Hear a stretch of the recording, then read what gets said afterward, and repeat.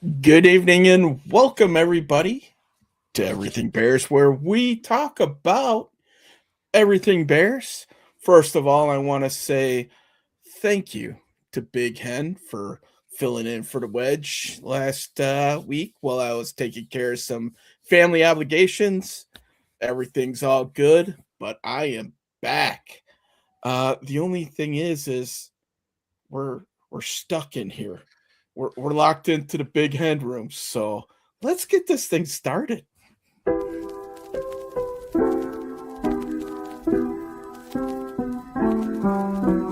Everything bear show, yo, bear down, bear down, bear down, bear down, bear down, yo.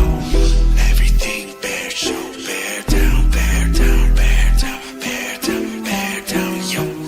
First down, first down, first down, touchdown. Everything between the walls, oh now, bow down to the ground. Lakeshore, downtown, sister throne of the north, up high, calm down, find out, intercepted, locked down, found out, knocked down, 9 down, in the state, touchdown, plow. First down, touchdown. Everything between the walls, oh now, bow down to the ground. Lakeshore, downtown, sister throne of the north, up high, calm down, find out, intercepted, locked down, found out, knocked down, 9 round, in the state, touchdown, plow.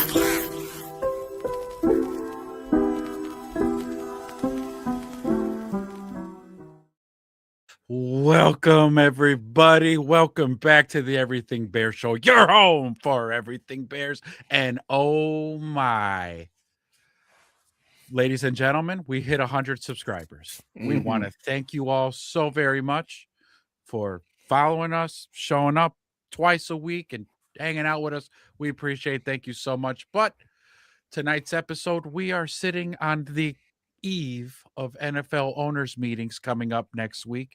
A lot to talk about, a lot to cover. What are we going to hear? What are some things we want to hear? Some rule changes, and we get to hear from Poles talking about getting gypped on the compensatory pick. Will we hear some stadium news from Kevin Warren or George McKeskey? A lot to cover tonight, folks. So buckle up, sit in, and let's welcome back Wedge is back. Welcome everybody. Wedge is back. That's right. Give him a round of applause, folks. But thank you everybody again, to echo what Ez was saying. 100 subscribers, first milestone for us. So thank you for everybody who's dedicated or took the time to like, subscribe, ding the bell, all that good stuff. And hey, if you're new to the show, why don't you go ahead and do that stuff right now? We'll give you a gentle reminder at the end of the show. Always. But yeah, a lot of interesting topics coming out for this ownership meeting, man. Some of the rule changes we'll go over. Potential referee strike, we might touch on that. And you know what? Let's take an overall look at the health of the Bears roster as it stands today. Absolutely. So a lot to talk about. As you guys file in, find your seats. Don't be afraid to comment. We love to interact with you guys, and we will read all comments that are out there. So make sure to drop your comments in. Don't be shy. Everybody's welcome. So, boy, where to start? I know.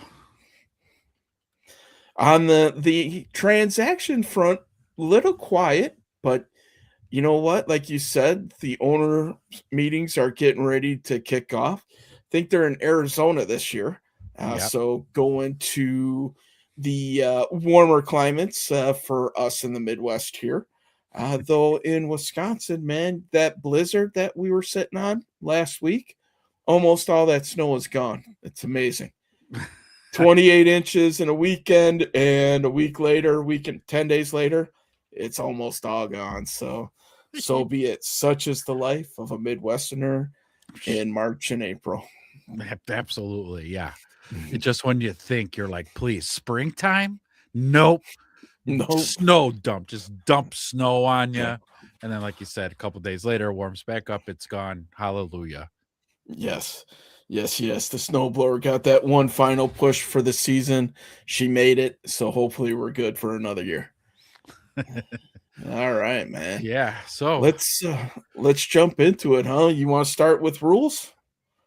We don't need no um, stinking rules. yeah, I mean, we could start with rules there. Although I'm telling you, a hot button topic for me is I want to hear, Ryan Poles. So I want to hear about that, what he's got to say about that compensation pick, how irritated he was when he was asked about it when it was official that they Yeah. weren't going to get that pick, and when he said, he kind of kicked the can down the road a little bit by saying, talk to me at the owners meeting. I'll talk a little bit more about it then. So it's going to be time to hear what he's got to say Yes. about it. Now, of course, we got to have a little bit of reservation because he's not going to put Roger Goodell on blast and that motherfucker, like he's not going to do that. No. But definitely interested to hear on what he thinks about it because he looked pretty irritated. So but we can talk about that later as well. I have Kevin Warren and McCaskey talking about the stadium deal, but I think rules might be a good place to start Mhm. if you got them lined up. Yeah, I got them lined up here, but kind of my 2 cents on that too. With Ryan Poles, going to the mat, it sounded like they did it the diplomatic way and they still got shut down. Courtney Cronin, I think, was the one who said they talked to the right people in the right manner and blah blah blah. Sometimes I guess that phrase that nice guys finish last might have applied for this one. I think. I don't Sure. think they raised enough. I think if I was Ryan Poles, I'd walk into the meeting with the t-shirt on the field that says equality in the end zone or in the white stripe and be like, maybe not. Let's cover this up. We're kind of sending mixed messages here, NFL. Just my opinion. And maybe, that's my opinion as a bitter Bears fan who, that got screwed out of the compensatory picks, but whatever. Whatever. Right. Ah, That's, again, grumpy ass me was like, we're not getting anything. It's not bro. going to happen. For some reason, the league as a whole hates the Bears organization, and any chance we can get crap put on our forehead, they just love rubbing our nose in it. Right. And that's just another time. Other teams, yeah, you trade away your assistant GM to become the GM, and you get that compensation pick. Not you, Bears. Nope. Not you. No. No soup Bad. for you. Bad Bears. Yes. Yeah. No pick for you. Yes. No pick for you. But All right, man. We'll see. When that presser comes out with Ryan Poles, we're all going to watch it, and something tells me there might be some GM speak that will come up on this show after that press conference. indeed, actually, all of their press conferences, we're going to Yes. have CEO speak, we're going to Yes. have owner speak, we're going to have coach speak, and GM speak. Mhm. I love it. I can't wait because we've developed a certain skill, have we not? In being able to read the minds of our executives and coaches. And coaches, yeah. Yeah, I Yeah. think we can put ourselves in their shoes, and we've done quite well in doing so. I think we've done a very good job. All right. With that being said, let's jump into some of these rule changes that are going to be coming up. So, No doubt. haha, Romy. Romy's in. Poles and Romy. King. We're at Alabama's pro day today. Yep.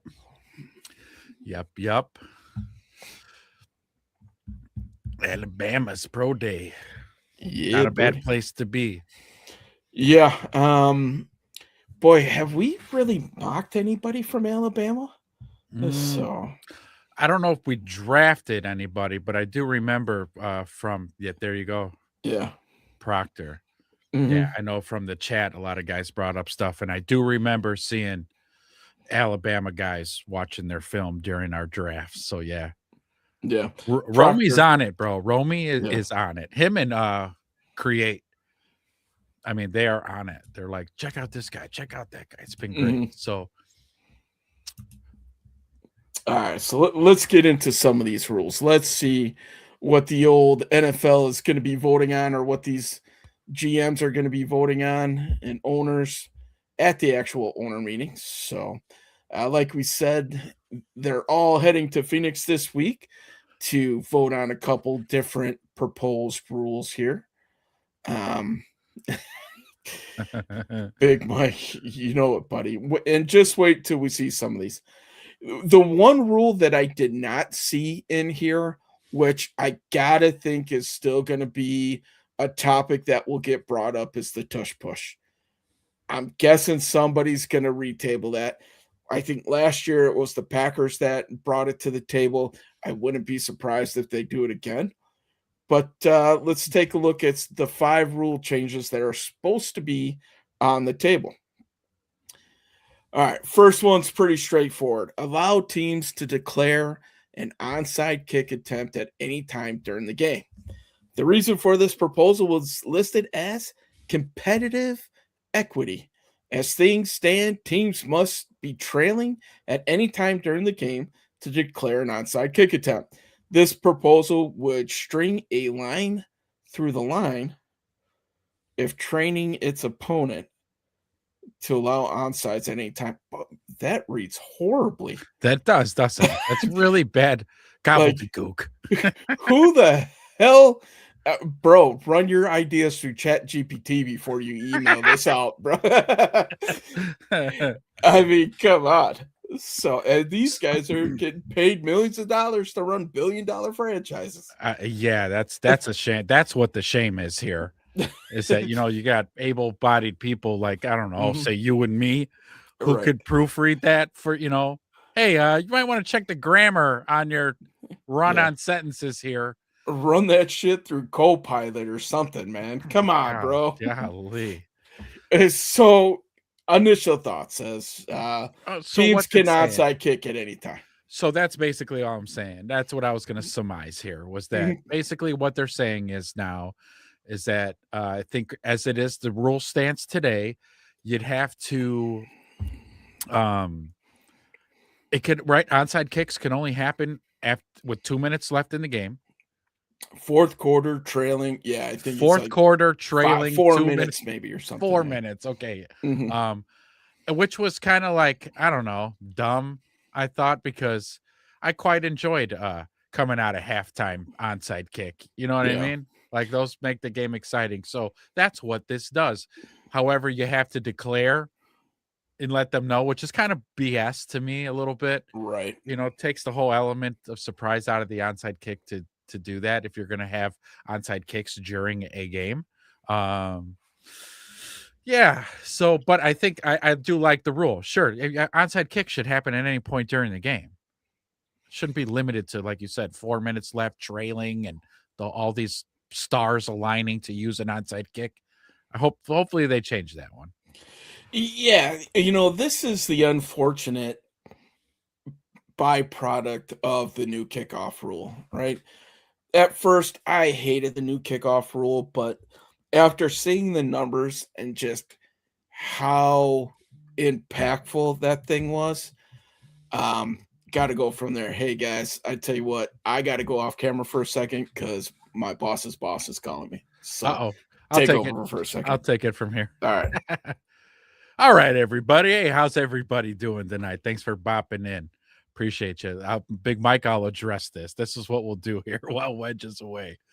AI's making everyone retarded. Facts. However, in the case of that article that was written on a very well-known website that Wedge is reading, the rule changes, AI could actually teach a little bit. So you have a professional editor who had to proofread that article before they posted it. Apparently, he's also retarded. So it could have helped him to push it through a Chat GPT, where Chat GPT could have made it grammatically correct and legible, understandable, comprehensible. All of those things. So it could be, and then when the editor then gets it back out of the Chat GPT, can read it and go, oh, see, I didn't pay attention in language arts when I went to college. And this is actually how you're supposed to write something. So it could be used to teach as well. I think where AI becomes a problem is when you become dependent on it. Like, hey, Chat GPT, write this whole stinking article for me. Like, that will make people's brains lazy. and yes, will make people retarded. However, if somebody actually sits down and thinks of the idea, types it all out, maps it out, writes a very good article, pass it through ChatGPT, make sure my punctuation's correct, make sure I conjugated my verbs, make sure, and then the AI could tell you, like, hey, no, you're kind of stupid and you didn't write this quite possibly right. Hey, Wedge is back. Listen, man, it feels good to be wanted when your regional is calling you how to arm an alarm, and hopefully he's not watching because I'm sure Oh, I'll hear about it. Yeah, man, it's all good. Feels good to be wanted. So, or needed, I should say. all So, right. Yep. We were going through rule changes here. mhm. So yeah, kind of to finish up my Yeah. What are your thoughts about the onside kick rule change? sure. Okay. The fact that it's declared, it, whatever, at this point, it's not a surprise anymore, which was the whole fun of the kickoff because you just never know when it was coming. Thinking about that Colts onside kick against the Saints in the Super Bowl, nobody Yeah. saw that coming. Surprise, stole a possession, one of the most exciting special team plays out there, Yeah. right? So that eliminated that, unfortunately, the new kickoff rules, but okay. This one really doesn't move the needle for me No. that Okay. much. This is kind of the more boring of the rules, in my opinion. Will it probably go through? Why not? Because you got to declare anyway. So I, I'm sure it will become like a 2 point conversion where there'll be a certain time that you'll have these analytics that will come out that says you should onside kick it every time and try to steal a possession. Right. So we'll see. Okay. All right. So next, we saw this next rule quite a bit last year. And I think the Bears took advantage of this in one of the playoff games, eliminating the incentive for the kicking team to intentionally boot it out of bounds when kicking off from the 50-yard line. The NFL is looking to add this new language to the rule concerning procedures for when a kickoff or safety punt crosses the goal line and goes out of bounds or out of the end zone. In either case, if the kickoff is from the 50-yard line and the play results in a touchback, then the dead ball spot is at the 20. So the modifies basically they'll take it out to the 35 like it normally is. So Romy's got some jokes. yeah, I was just reading it. Yeah. I'm not sure I could put the answer on the screen, but Yes, what but, do men in a Happy Meal have in common? They both come in a box. Oh, hey, Heyo. Romy. Do-do-do. I like it. But this kind of joke belongs on the Saturday night show. Romy, you got to show up on Saturday and bring Yes. these jokes. Let's see, Big Mike. We can't have old school kickoffs, but damn it, we're gonna play 20 games and have 10 of them overseas. Amen. So you said the Bears utilized this rule during the playoffs, huh? Yeah, I'm pretty sure they did.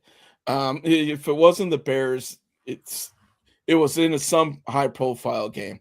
So basically, there was a loophole, and I believe Vrabel was the first one to exploit it in New England, and then everybody else, that was in a similar situation, ended up taking advantage of it as well. I was gonna say, the Bears don't have a kicker that can kick it through the end zone, so there's that. Yes. Yeah. Oh, Still more a sore jokes. topic for me. Yes. It cost us, okay?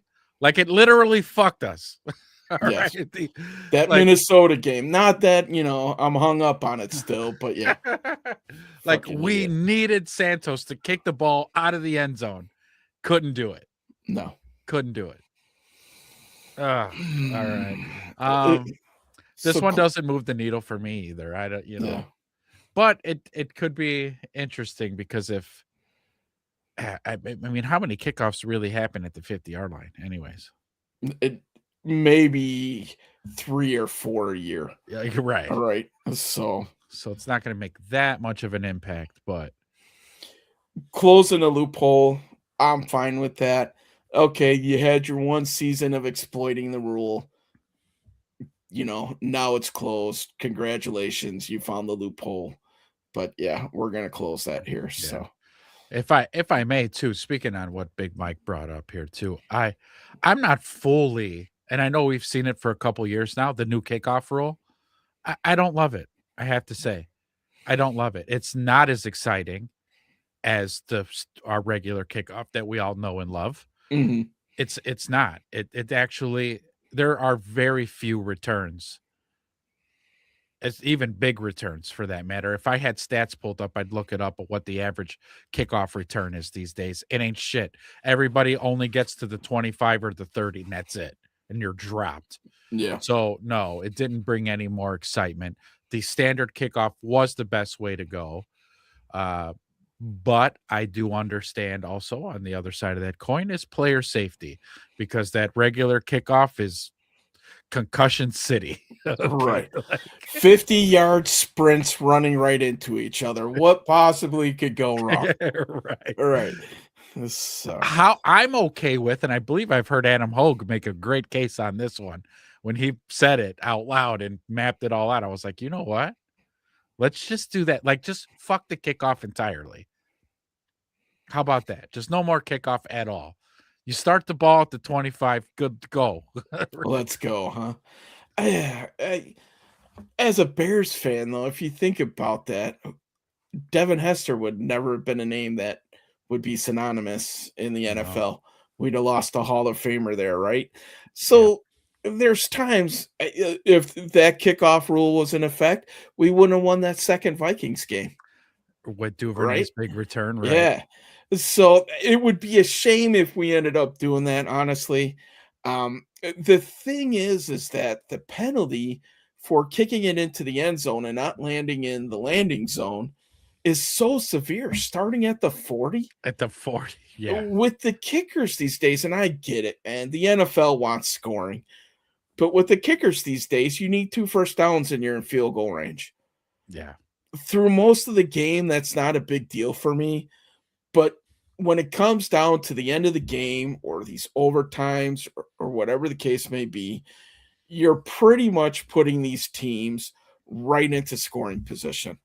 And that, I don't know, for some reason doesn't sit right with me. I don't know if the answer is moving it back to like you said, the 25 or the 30, make them work for it a little bit, but setting them up on the 40 Yeah. or the 35, I don't know, man. That almost seems like it's a little bit too much. But It's more than a quarter of the length of the field. yeah. Like, yeah, it's 40% on the 40, right? I mean, I could do There that you go. math. So I couldn't. yeah, 35 or 40%. I mean, damn. Thanks, mom and dad, for putting me through college. We're good. I got sports math down to a D. All right, what do we got next? All right. So this one is interesting to me because we had a case in which this would have been very helpful and it would have really impacted a game. So this one states allow league personnel to consult with on-field officials when considering player ejections for football flagrant acts and non-football acts without intentionally being called on the field. And the case for this is when DK Metcalf started punching a fan at the Lions game. He wasn't penalized. He wasn't disqualified, despite eventually being suspended for the altercation. If I'm sure you guys all remember that. Where I'm sure the Lions fan deserved it. Supposedly he used a few slurs that you should not use. Allegedly. I don't know. But the competition committee looks to give the designated replay official. Well, in wait, the time league out. office Sorry. more power. The whole situation had me at Lions fan. Yeah. True. Yes. So it gives the league office more power in disqualifying players with a closer look, even if it wasn't initially called by on-field officials. For actions not called on the field, if designated members of the officiating department determine prior to the next legal snap or kick that such action is flagrant, they must consult with the on-field officials regarding a potential DQ of the offending player. The proposed new addition reads, for 2026 only, to allow the officiating department to correct clear. Oh, no, that's the next one. Sorry. So, Oh, okay. yeah. All right. Yeah, I mean, so that one just kind of makes sense, you know. Yeah. If you're going to disqualify a player, there's got to be a little bit more proactive about it and get on it like right then and there, instead of like you said, he was still allowed to play the rest of the game, or even though he whacked a fan, Yeah. you know. So yeah. Oh wait, no, that one's a little off topic. He called him by his government name. That's what pissed him off. Supposedly. Yeah. So, And then we're gonna see 4-point kicks at some point in our life. You know what? You heard about that kid in college that he had a pro day? Did you hear about this? Number the one, one, oh yeah, so you've heard this then. yeah, he he's hit like from 14. Texas, El Paso or something like that. Yeah, he hit 13 out of 14, and the kid kicked a 70-yard field goal. Okay. Yeah. So if you make a 70-yard field goal, give that kid 4 points. Yeah. That might even be a 5-pointer. Absolutely. Woo. I did see that. I think that scrolled across Pat McAfee of all people feed. Oh, sure. Yeah, some little school. Well, I don't want to call it little, but non-power 5, let's put it like that he was from. I did see that. So watch out for the Bears in the 7th round. You're right. That's who they're gonna get. Maybe. I would laugh if the Raiders scoop them up in like the 2nd. So the next Janikowski. Oh boy. I think the Raiders. Didn't they draft Janikowski in the 1st round? Dude, you know what? I'm gonna Google it, but I think you're right. Yeah. Okay, good job. Good job, dude. So yeah, here we go. Thanks, Romy, and the 100 subs, brother. Appreciate you. I know you're one of them. So yeah, thank you so much, Romy. They did in the 2000 draft, the 17th overall pick, the Raiders selected Sebastian Janikowski, who I'm pretty sure is their all-time points leader, but damn, still, man. Yeah, you don't. Big Mike came in with that one. Yeah. 1st round, 17-year career. Yeah, Hall of Famer, right? Yeah. But you just don't do that. Okay, you don't do that. You don't draft a kicker in the 1st fucking round. Do you draft a punter in the 4th? No, you don't do that either. No, you're not supposed to do that? No. I know a team that did. Yeah, a very close, a team very near and dear to our hearts. Yes. Right. Very true. Even if the kicker is Australian? Even if he's especially if he's Australian. All right. I was just checking. The kid's nasty, though. I'll say that. Yeah. I like our punter. The kid's got a special spin on that ball where he could, make it bounce out of bounds, and it does goofy things, or it could sit. And the guy's he's got every club in the bag. Right. And so I like him. He can hit that fade, the draw, all of it, right? Yeah. So, yeah. If only he can handle kickoffs, man. I know. Nice. I'm surprised they didn't already kind of try to do that. I don't know. Maybe it would give him the yips for punting. I don't know. Who knows? Yeah, you're right. Could. So when I look at this rule that we were talking about, I instantly go back and think about Jalen Carter was spitting on somebody. And I'm like, okay, he got booted out right away. And immediately. I think the difference is that was on the field versus before. And for Jalen Carter, what's up, Eric? I think the difference is that was like before the first play of the game, and it was officially officiated at that point Uh-huh. versus DK slugging the dude in pregame. I'm pretty sure it was pregame that he punched that guy in the stance. It wasn't during the game? No, I think it was pregame, man. Let me just jump back up there because I thought it I just talked about it, assumed but that nobody, like, the officials couldn't see it because the officials are officiating a game. They're not looking behind the team's benches. yeah. And here you got I this asshole fucking around with a fan sitting in the front row. The officials, they don't know yeah. what the hell's going on. That's a security team matter at that point, not It an on the field thing. Go ahead. it does say that it was during the game. That's what I So had thought. Yeah. so sometime during the game he went and knocked that dude out. So I don't know. One of those crazy stories from the NFL this past year. Well, dude, I mean, like, I don't know. I think it's kind of like one of those societal issues, if you will, where both, because I'll blame the fan just as much as the player here. Have some respect. You can bust balls and do those types of things. That's what you do at sporting events. But if it was a racial slur, sure, you probably deserve to get punched in the face. Right. If he did call him out at a different name that was disrespectful, and it starts to cross into like getting personal.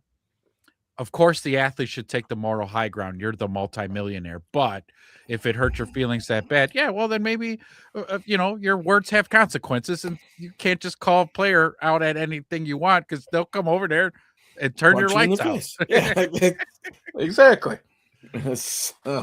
So what's the moral of that story? Don't punch or spit on the opposing team. Take your rage out on the fan base, and you're okay. Take it out on the plebs. Right. We pay your salary. Oh yeah, right, Big Mike. Yes. Yeah, that role would have been great when Ndamukong Suh was playing in Detroit. Yeah, no, you could just step on somebody's testicles with your cleats and it's fine. I have this meme where Ndamukong Suh is chasing Honey Boo Boo for her ice cream cone. And I sent it to my cousins in Michigan. It just cracked me up because I could see that happening in real life with that guy. Yeah. All right, what we got next here? So this one is really intriguing, and this one I think would have the most impact, and it's probably going to draw the most debate and conversation on it. For 2026 only, to allow the officiating department to correct clear and obvious missed calls in case replacement referees are used. So this is a two-folder, right? So number one, if you guys have not heard, the NFL referee collective bargaining agreement expires in March, I believe. So yeah. Right. So that's kind of the first part of this. So we might get replacement refs. And of course, we all remember the Hail Mary because it happened against one of our most hated teams and rivals in the Packers. And it caused them to lose a game. Oh, man. What a bummer. Oh, shucks. Shoot. Those refs. I knew I liked those guys. But, yeah, so let's think about this if this happened last year or if this becomes a permanent rule. The first play that comes to mind for me is that face mask on Caleb Williams.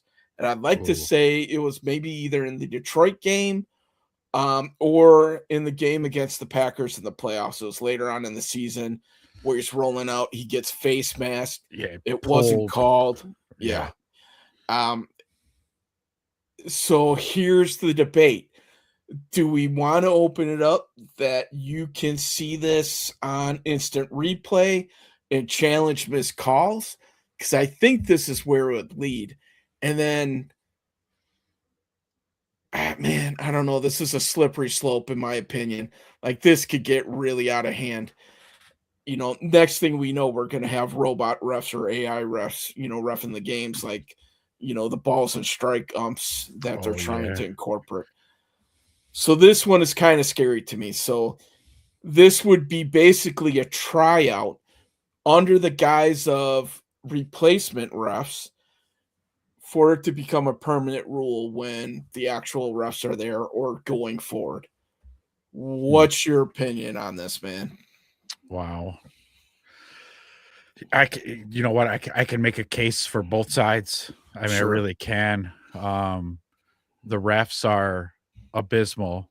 I don't trust the refs, and that could be again my conspiracy side of my brain, where they're in on the points fixing. So, like when you start to see like mysterious calls, and you're like, "Wait, that wasn't fucking DPI. What the fuck you throwing a flag there for?" Oh well, because the spread's only 3, you see, and we got to keep this game a lot closer. So you see shit like that, missed calls like the Caleb incident that you just mentioned. Like nobody even threw a flag, and he got face masked. I would have liked to have seen that, reviewed and go, oh yeah, that was a face mask. Throw the flag, give the Bears their 15 yards and their first down. Um, however, yeah, I don't want AI and bots watching the game and calling penalties and this, that, and the third. When you've got the human nature, it's the refs. They're out there, they're doing their best. A lot of the refs do their best. They're pretty good, and I tell you what, I wouldn't mind seeing like a test run, if you will, or a Mhm. hybrid system where, say, this season, if they agree on this, the refs are still calling the penalties and whatnot, but they're assisted. Which again, this is where that AI thing comes in as an assisted kind of thing. Like, hey, there was actually 12 men on the field there. You guys didn't catch that, but AI did. So do you throw a flag on that or not? Like, yeah, you try it. Mhm. And I will say this, the scope is narrowed on this proposed rule. So it says that this change would allow the officiating department to assist on-field officials with penalties called for roughing the passer, intentional grounding, and an act that would result in the DQ of a player had the related foul been called on the field. So I'm guessing like targeting and all that as well. So Oh, okay. Yeah, the that's how refs. I read into it.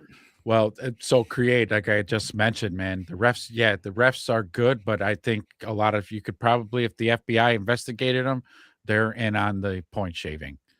Okay, that's why uh, Las Vegas gets the fucking spreads right week in and week out because Mhm. right, how many times do Chiefs get calls? Did the Packers get calls? Are you seeing like these phantom penalties happening where you're like, wait, that wasn't a fucking pass interference, or that wasn't a Yeah. holding, and that wasn't roughing the passer, that wasn't a, and you're like, what the hell's going on here?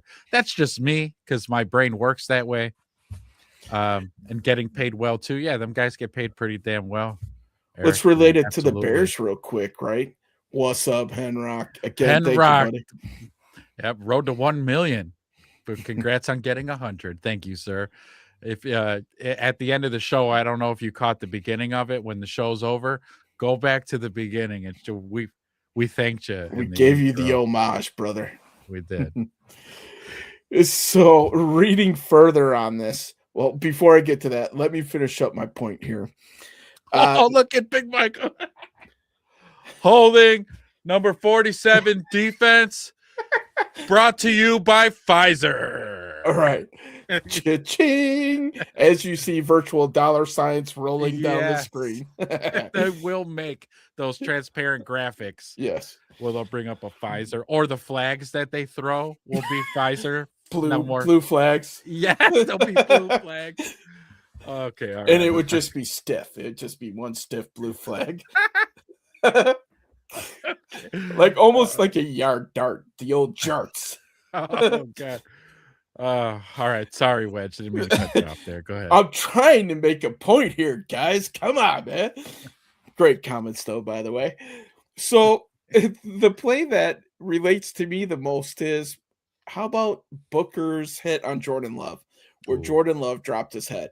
As Bears fans, we're all like, come on, man, he dropped his head, right? As we're cheering. Yeah, Yeah, but do it again. right. And so So wait, whoa, wait. What are you saying? Are you saying that was a flag? well, they flagged it on the field, so the NFL said it, or the ref said it was a flag. Oh, they did. I didn't think they Yeah, threw a flag on that one. yeah. Oh, They they threw the did. flag, yeah, for roughing the passer That was no on that. fucking penalty. That was come on. He lowered his head. He saw the thing, Eh, the impact coming, and he lowers his head. if anything, if he didn't get knocked the fuck out, he should have been thrown out of the game for targeting. He's That's what I'm saying. We made that forcible case. contact with the crown of his helmet to Austin Booker's face mask. That's what it looked like Right. to me. He was trying to kill Austin Booker. Agreed. Should've been I'm thrown in the right same out of the camp game. that you're. So, but it does also say in here, so I called out some of the scope, but it also says that it can assist with fouls called on the field if there's clear and obvious evidence that suggests that it might have been the wrong call. This change would allow officiating departments, let's see, might be wrong call. Penalties included in this are the face masks, roughing the passer, Austin Booker, intentional grounding, horse collar tackles, illegal contact, pass interference, Oh. and when discussing ejections. Uh, So these pass interference yeah. calls and everything are so subjective as it is. Yeah. If it's a blatant miscall, I can see it, but if it was a call that should have been made that wasn't, that's where it starts. I think it just starts putting too much control into the refs' hands. Like you were saying, we don't want to say that the NFL refs are the NBA, the new NBA refs, right? Donahue. But it will help alleviate some of that temptation, I guess, right? Human nature. Yeah. The ability to change something after the fact, depending on the outcome of a play. To me, like I said before, this is a slippery slope, man. It It, is. just like in baseball, that's part of the game. It's human error, whatever you want to call, or subjectivity in the moment. I get it. These athletes are bigger, faster, stronger than ever. Things happen in an instant, blink of an eye. But man, I don't think that this would be good. If you're going to test it out, do it like they did everything else. Test it out in the XFL or whatever it's called these Oh, days. there you go. Yeah, And the the Rocks League. USFL. Yeah. Right? That's where they tested out the kickoff rule. They had True. them run it, right? Very, very I'm true. sure they threw them some money. Hey, run this. Let's see the injury numbers and go from there. Right. And they might even have some of that. I'll be honest with you. I don't follow that league at all. But Well, so when it comes to intentional grounding, they'll throw the graphics up and pause the all 22 and show you the tackle box, whether or not the quarterback was out. So kind of, sort of using at least graphic aids to help with. Yep, you see that he was still inside the tackle box and he threw it to where nobody was at. Intentional grounding, So, but to have full on no human refs on the field, I don't know about that. Hey, do you guys have all access to the locker room? We do, Henrock, we do. We got our credentials. When I was on, I was transmitting from a basement.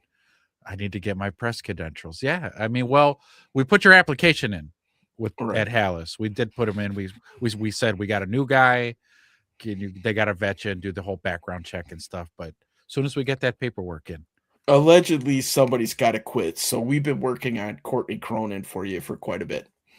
So been chipping away at Courtney for about 6 months now. Yes. Pickles, anybody? Courtney? So, I don't know, man. Just like in baseball, let the refs or umps do their thing. It's part of it. You got to trust them. I wasn't a huge fan of the microchip in the football. That one I could kind of see because it's first downs.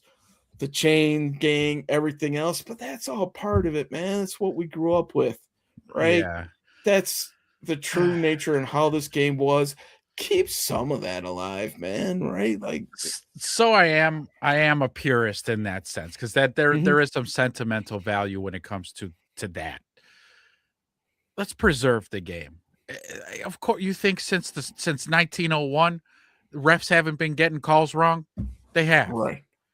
So there's no need to think like we're gonna make the game better by incorporating this whole, and I hate to get all Alex Jonesy on a bear show, but the technocracy of implementing humans with cyborgs and making computers and putting chips in our heads, and like we don't need to incorporate too much technology in the game. Let's just keep this very 1930s. Yeah. That's Please, Big Mike. come on, man. Dude, I tried getting with Cream. Cream's in the big time, man. He's the guy who keeps Hal's Hall spotless. You could eat off the floors in these locker rooms here at Hallis. Yeah, the carpet looks pretty good in here too in the locker Yeah, room. So that's Cream. That's we Cream did a good sleep, job. baby. They're gonna let that old building rot. Supposedly, no matter where the Bears go, they're keeping the headquarters at 1920s. So Soldier Field, it wouldn't be the Bears letting it rot, man. That's the Chicago Park District that would let it rot. That's whose problem that becomes. Right, exactly. So more power to the Park District in the city. The frogs make the Packers gay. But there's a lot of, they should test the water levels in Green Bay. You got to watch out for that atrazine. Mm-hmm. Yeah, and if you've seen that river that dumps into Lake Michigan there, you'll know why. I just drove over that the other day, Friday, as a matter of fact. Lovely view of the Bay of Green Bay from Lake Michigan there. So is it really green? It's interesting, man. It doesn't look like the lake down by us. That's for damn sure. So, was there any more? Were there any more rules? Or was that the last one? Those are the major ones that are going to go to discussion. A couple of the other proposals we'll throw out there and kind of talk to them collectively. Allowing the league office to adjust procedures, dates, and deadlines for final roster reduction. I'm sure these guys need as much time trimming down a 90-person roster to accommodate teams who will open season with an international game. Okay, I could see that because is it 4 or 5 days before everybody else that they got to get down? Yeah. Comparatively speaking, because they're flying out. Yeah. Labor Day weekend, business days, that's internal stuff. Permit players on reserve PUP list to begin 21-day return to practice window as soon as the second game of the regular season. This is kind of an interesting one. And as much as in last year, as many players we had on that list, yeah, this could affect the Bears. Or, coming out of preseason with all these injuries, such as TJ Edwards, Ozzie, though we don't think he's going to be there for last year. Yeah. Yeah, I mean, normally the rule states, I think right now, that they have to wait until week 4 would be the earliest if you designate them on the PUP list before that they could come back. So that cuts it down 2 weeks. I'm all for that because if these guys are good to go, why hold them out, right? We pay good money to all these other paywalls to see these players play. Let's get them out there earlier if we can. I'm all for that. The Steelers proposed to make 5 permitted video calls with unrestricted free agents when the negotiation window opens. Okay, cool. Great behind the scenes stuff. And this one, we talked about this last year. Let's talk again. Yeah. The Cleveland Browns proposed to allow teams to trade draft picks up to 5 seasons into the future. The current limit allows teams to trade picks for 3 years. Woo! This is a doozy. Yes. Yeah, Big Mike brings it up right as you're reading about it. Mhm. We did cover this a few episodes back. Let's recover it. Could you imagine? And we did this. We did the exercise. Mhm. Are you giving 5 number ones for Myles Garrett? And we even went all time. So who are the all-time players that you would trade 5 number ones for? Start listing them in the comments, boys. Yeah. Who would you get? Prime Tom Brady, 5 number Right. ones. Yeah. Easy. Right. Prime Pat Mahomes. 5 number ones probably as well. Prime Jerry Rice. I can see Yes. that. Yes. Prime Walter Payton. Like you're Oh, talking you beat me. I was all-time going to say greats. Peyton. Yeah. Yeah. Boy, Like bona fide Hall of Famers in their Montana, prime. Are you Peyton, giving the 5 number ones for them? I'm saying yeah. I'm like, yeah, although it's going to hurt. But Good they're one. Hall of Famers. Bo Jackson. Oh, Bo Jackson. Big Yes. Yes. Oh, Big Mike. And yeah. Lawrence Taylor all day. Yeah. For sure. Prime time. Yeah. You know, whether his name was Lawrence Taylor or Shark Lavelle from Any Given Sunday, he revolutionized the linebacker position. Yes. So, Yep. And that is what that is, Eric. Fucking you pushing all the putting all the chips in. Super Bowl run the next 5 years for sure. Because you're not drafting a first rounder for the next 5 years. But you know what? I hope they pass that one. I want to see the Rams do it because they would be the first team to do it. Oh, you beat me to it. Not the Rams. I was just going to say some team's going to do this, and I want to see it happen. Yes. The Rams and Raiders would race to make that mistake. I could see it. The Browns. Well, the Browns are the one proposing it. So, yes, they would have given up 5 number ones for Captain Rub and Tug. Yes, they would. Yes, they would.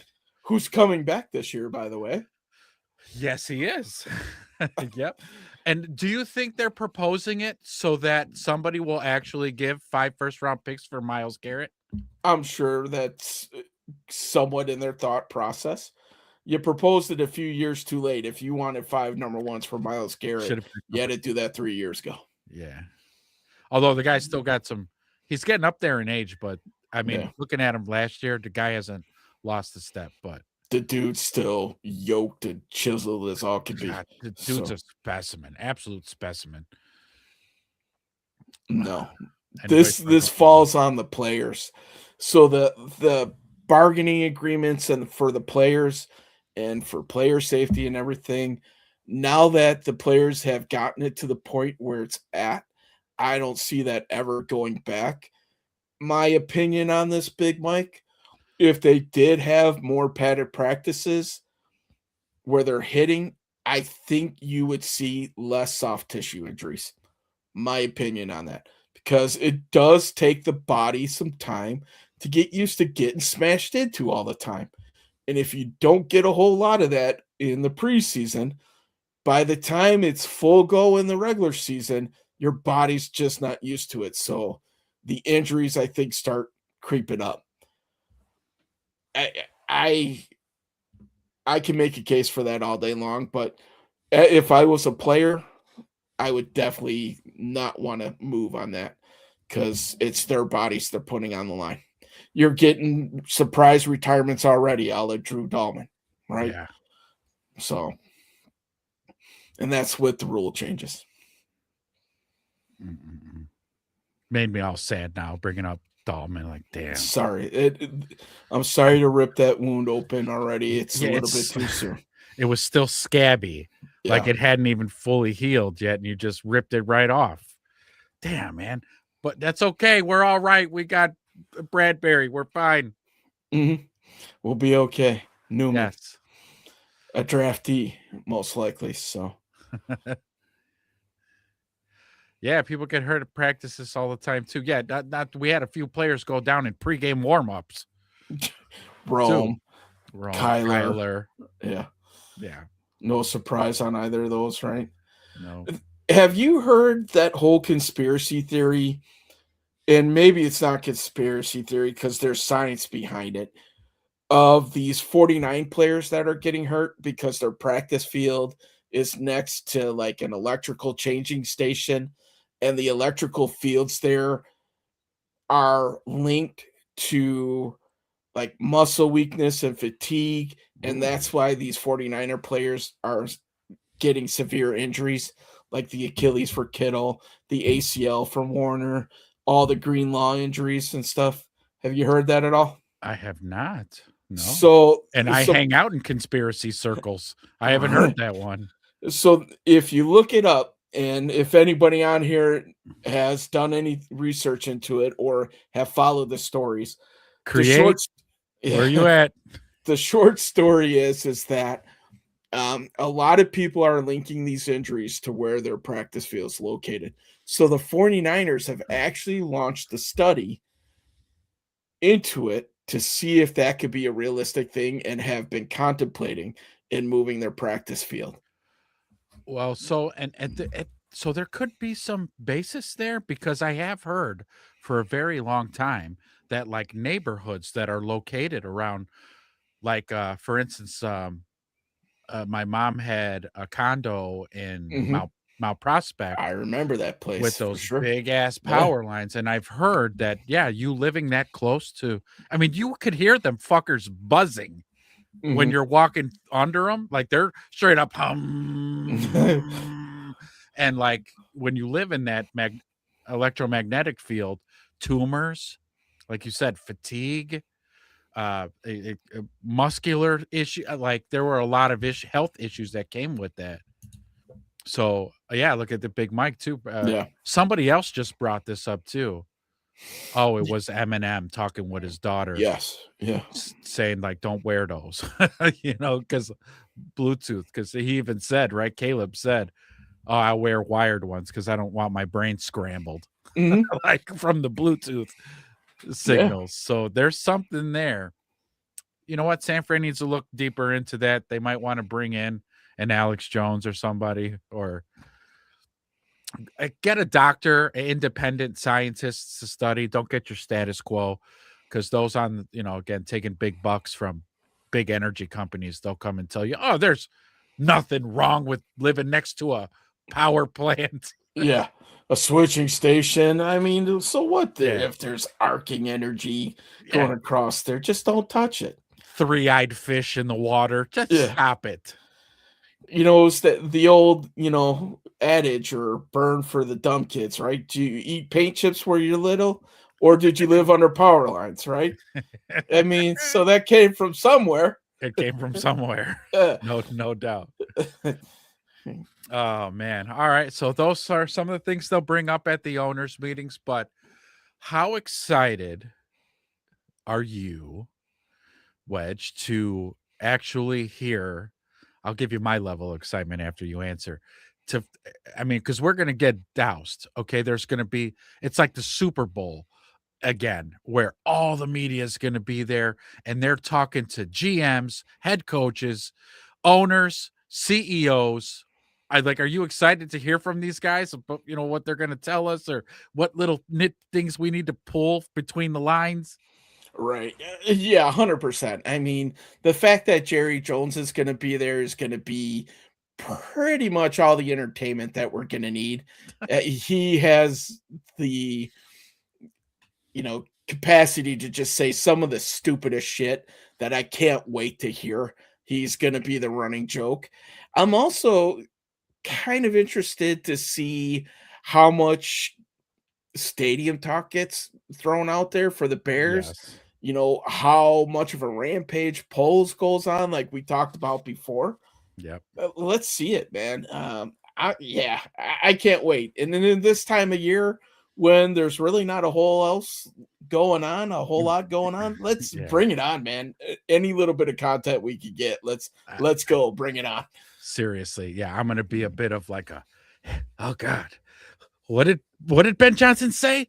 How many interviews did he do? I'm gonna watch all the interviews, because he's gonna do interviews with Chris Sims again, and he's gonna do interviews with all the Chicago pundits, and then there might just be, he's gonna be on Rich Eisen, and then so is Poles. He's gonna make his rounds, and then we'll get our nice little snidbits of Kevin Warren and McCaskey. You know, I'm not sure that's true, Henry. It's only if you touch them. Everything gets stiff at that That point. would be the thing. You can't live near. It might actually hurt ED, but if you Right. grabbed one of them, Yes. you'd probably be good to go. I'm rocked. Great comment though. Quick, I got 3 minutes for the swear off. But yeah, like I'm super excited. I can't wait because I do want to hear some stadium business. I want to hear it from them. That's Yeah. the thing. You could hear from David Kaplan and you can hear it from all the pundits. I want to hear it from Kevin Warren, damn it. And they're going to have him right there to ask him. He's going to do these sit downs. So he's going to get to say something. Give me something. Yeah. Big Mike. I saw Ben Johnson at the Hawks game and immediately went into it. Yeah. Yes. Like I saw the footage on Twitter and I was like, oh God, it's Ben Johnson. Oh God, just put it right in my arm. Put it right in my arm. It's Ben Johnson. Oh God, I can't get enough. So you guys out there as Bears fans, are there any other sports teams in the city that help carry you through? Like up here, the big joke is, well, the Brewers are on to get you to the next Packers game. Yeah. Do you guys follow the Cubs, the Sox, the Hawks, anything like that? Bulls. We'll throw basketball out there, though I'm not a huge basketball fan. Yeah, well, and the Bulls are just terrible.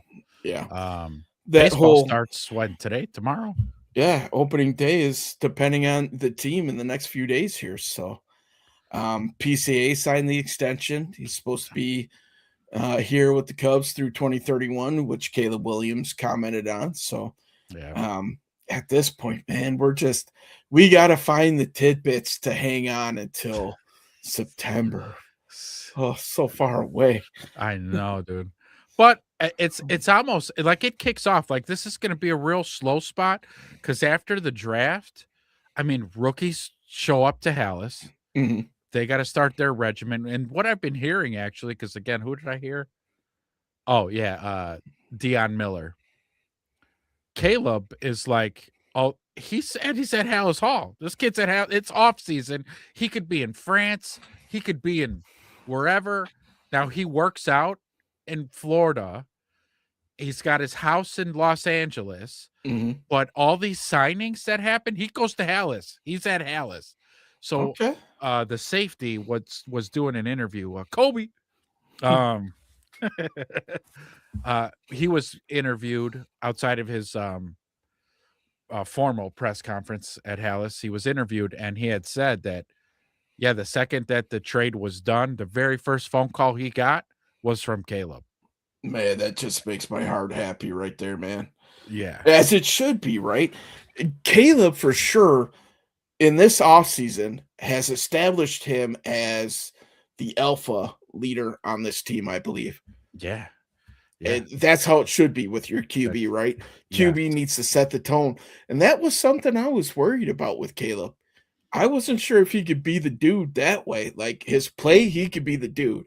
But can he be the dude in the locker room, the leadership? Wasn't sure about it, but man, it's coming to fruition quick. Yeah, no doubt. I mean, and he was telling Kobe things like, hey, man, we're the youth of this team. We're the foundation. Our success is going to be through us. And so he's hyping him up and kind of letting him know, like, you're going to be a pillar on that defense. So, very excited. Just screams leadership quality, doesn't it? Big time. To quote Eric, who I know. So we have an inside joke, right? If you remember, I know we've all deleted it from our memory banks, but our last GM, Ryan Pace, this was one of his, I'm excited. We're excited. Like it was always, we're excited to trade 3 first-round picks and shit and trade the farm and make big dumbass signings. He's excited. Yeah. Oh, Yankees play tonight. Okay, on Netflix. All right.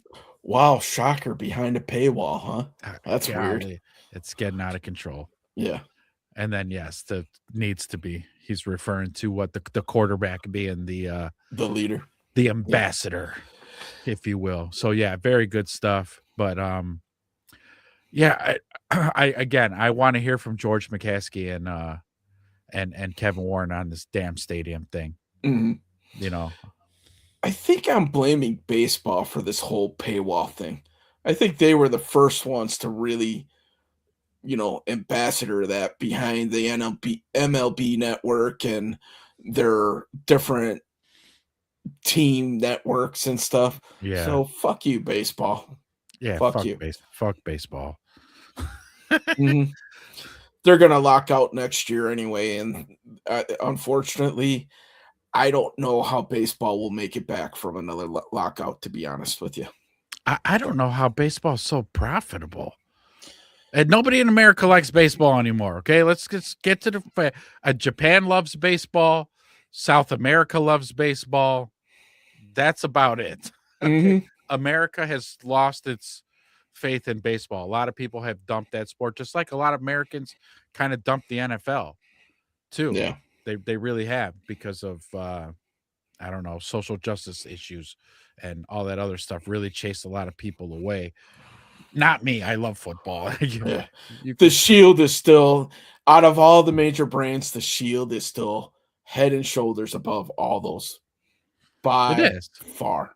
Yeah, So, it's the damn it it's it is the greatest sport on earth. It is the greatest team sport mhm. in sports.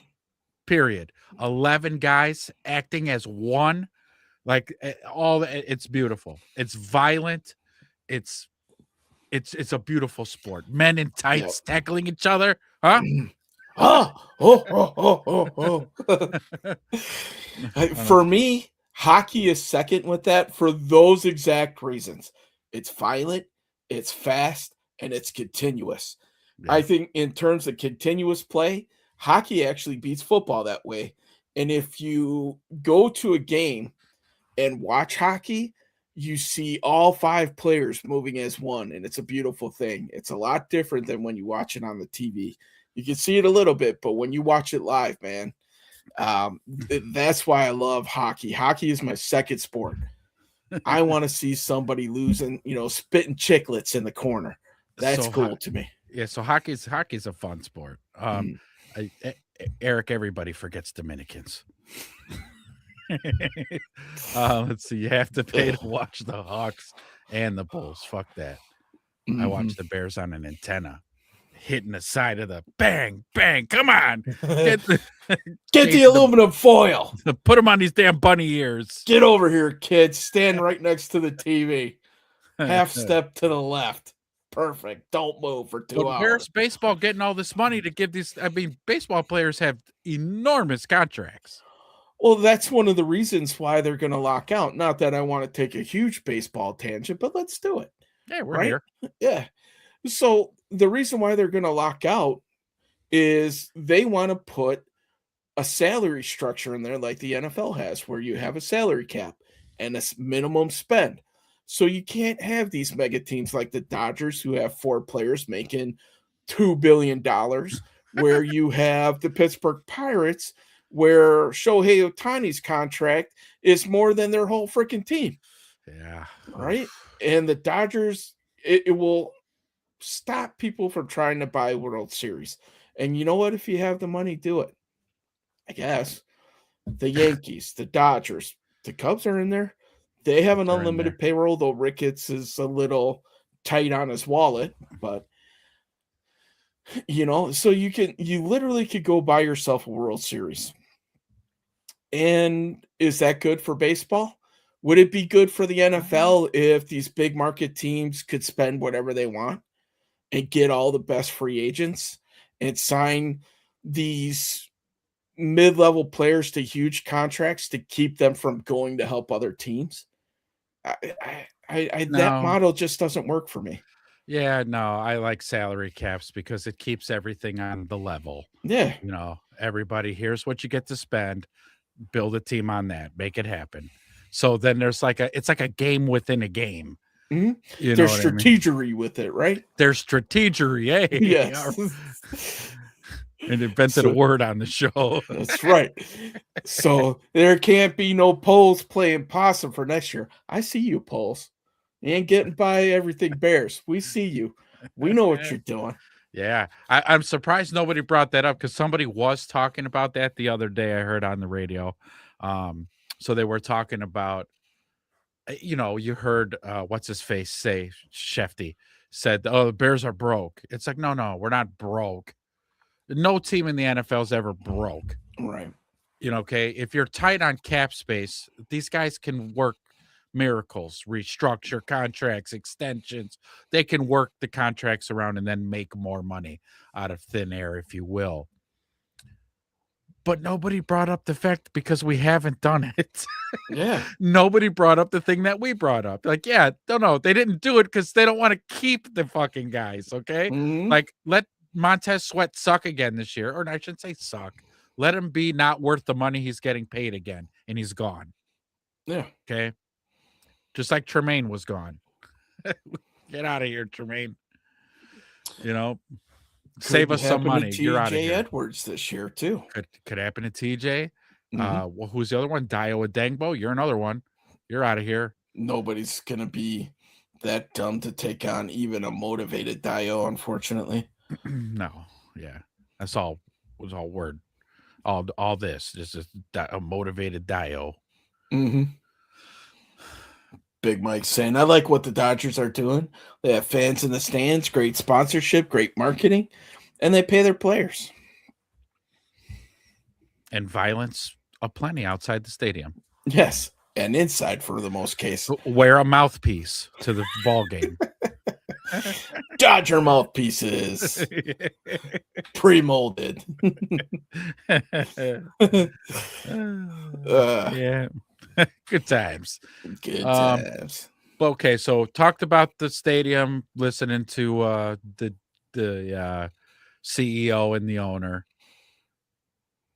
Now, I want to hear from Ben Johnson, because probably Ben Johnson's going to be asked probably about a plethora of things, some of these rule changes, and then basically probably there's going to be a lot of draft talk. This is what's going to excite me the most about any words coming out of Ben Johnson is give us some hints.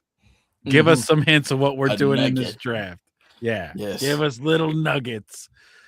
So I can't wait to hear what he's got to say about the draft and the team and the roster where it sits right now. We're gonna get his opinion, so it's gonna be great. I can't wait. Big Mike said, oh, go ahead. I was gonna say, Big Mike said the cell got shot up last year, man. I don't remember that. So mouthpieces and vests. Bulletproof vests. Got it.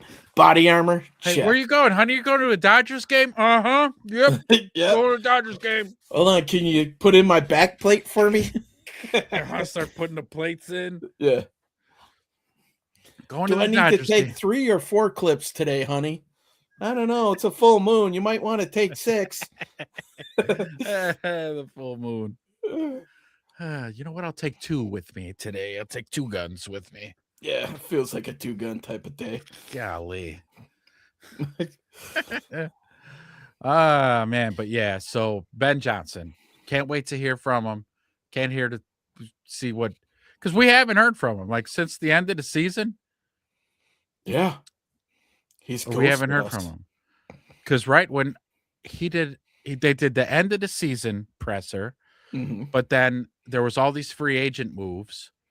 We heard from Ryan Poles, but we didn't hear anything from Ben Johnson. I was just thinking, I'm like, did we hear from Ben Johnson after the free agent signings?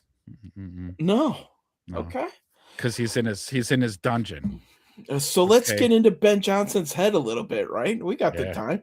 Yeah, we do. So we know this is going to be a quote unquote DA draft, as they're calling it, right? Ben had his draft last year with Colston and Luther, and this is supposed to be DA's draft where they get DA's players for this defense. Do you think Ben Johnson slides in there and be like, yo, this first round pick, we're picking up this kid from Arizona, the wide receiver. We need another weapon. We're sliding in the second pick of the second round. Yo, this kid is available. We're gonna need him, right? Absolutely. You see that happening, or you think Ben's gonna take a step back and let DA and Poles cook on this one? So I could agree. I could see this being DA's draft. I can. Hmm. Look, we're going to focus on defense because I mean, it's our biggest You needs. got it, right? So they are. However, if what happens again this year happened with Luther Burden last year, Yeah. do not be shocked if a wide receiver or running back gets drafted in one of the spots that we thought should be defense, because as we were told, the whole Luther Burden thing came about because BPA, right? BPA, like Yeah. they had him as a first round talent. And when he was there in the second round, they were like, Godoy, we're going to draft him because Mhm. we had this kid. So that's going to be the same premise going into this draft. They have their players in buckets. And if one of those first round bucket kids happen to fall to the second round, oh, they're picking them up. Mhm. And it might not matter what the position is. It could be center, it could be wide receiver, it could be another tight end. But I'm going to guess, if I had to, it's wide receiver, running back. If I Right. had to guess, those will be the surprised ones. Big Mike checking in saying Ben is an analytics guy, so I have no idea what this draft is going to look like. Yeah, He is the wild card, right? We just don't have the history. correct. Right? We don't have enough sample size yet. We only had one draft with him. That's not enough to get to know our guy during the draft. We don't know him yet. Mhm. That would be the biggest Ben Johnson thing ever from the little bit that we've seen. We've been mocking these drafts. Everybody's picking edge, D tackle, safety in the first round, and then we just come out with like tight end Colson Loveland 2.0 or some all around, Travis Kelsey type of guy that could do it all type of thing. And that Big Mike's got a good point, man. We just don't know. And we would all be sitting here in our chairs lobbying for these people on draft night. And then when they announce the pick, we're all like, whoa, okay. What just happened? Right. So, but do know, whatever it is, they know what they're doing. mhm. They drafted a stud again. Two. because 3, 4. yeah. Mhm. Well, because of the Luther Burden thing. Like I guess going into last year's draft, I didn't know much about Luther Burden. I Very little. only started to learn about him after we drafted him, where I start looking at his highlights and hearing what some of the mock guys who study all the players were saying about him. And then obviously getting to see his play on the field, where I was like, oh yeah, no, that pick made total sense. Mhm. You've got my support. That was very good. And yeah, Colson Loveland was everybody's said it. Poles, Caleb, Colson Loveland was a home run. A home run. This kid's a fucking bona fide stud. Mhm. I knew a lot about Colson Loveland, obviously being a Michigan fan. Yep. I knew about Benungai as well because watched him play against Michigan. Oh. Luther Burden, a little bit. I was in the same boat that you were, but in retrospect, you heard his name a little bit being mentioned as one of those fringe first rounder guys. And when the Bears picked him up in the second round, I was still a little bit shocked. I think, we were still looking for defense at that point. But they picked him. It turns out, man, that gave him ultimate flexibility and just another huge weapon at the disposal of this offense. And we didn't know what this offense was going to look like, but tell you what, it looks a hell of a lot better with Colson Loveland and Luther Burden in it. Yeah, big time. So big time. And then the kind of movement that they were able to do this offseason, pick up another second round pick by letting go of DJ, probably because the coaches have seen enough from Luther Burden, was like, oh yeah, we just slide him right into that 2 wide receiver spot and off we go. It tells me too that they have a lot of faith in Rome as well. So I think they have a lot of faith in Rome. What's her name brought it up? Deion Miller, listening again. I was listening to that this morning. She had said, like, when the the players were packing up their lockers and they got to speak with the players as they were leaving. Rome had already had his exit interview with the coach and Poles, and I think we all could see it too because we all saw some snippets of him. He looked like he's pissed off. He was not cheery leaving, and I think maybe Dion Miller might have brought up a good point, saying that meeting might have been a little bit rough on him, where they had said next season we want a huge jump from you, like big time. Like you can't, you're not having a repeat of last year. You need to make a big jump here in this offense, and so I think he got a little bit of a fire lit under him. So good for him because again, have you seen or heard anything about his workouts? He works out with TJ Houshmandzadeh. Actually, he works with all our wideouts. I didn't know that. I've just heard that recently. Houshmandzadeh. Yeah, who's your mama? Who's your mama? Yeah. But Rome he's kind of like putting on some man weight, or at least getting more muscular and stuff, probably to help with that contested catch problem. Yeah. I tell you what, though, we saw what this connection could be in that first half of the season. Yeah, it was awesome. They came out, Caleb and Rome were cooking early, and that thing was moving. I don't know if that was just a safety blanket, if the foot really derailed him and we didn't get the full story on the foot and he tried to play on it, which might have ultimately cost him more games towards the end when we needed him. But I think that's what the Bears are expected from those guys. Listen, we want to see the first 5-game Rome, not the last 11 type of thing. Yeah. So what Big Mike say here, you have to think Ben had something to do with Caleb wanting to break the Broncos offensive record. Of course. Come on, man. Yeah. How many touchdowns did Pade throw that year? 51, 52, something like that? Something crazy, yeah.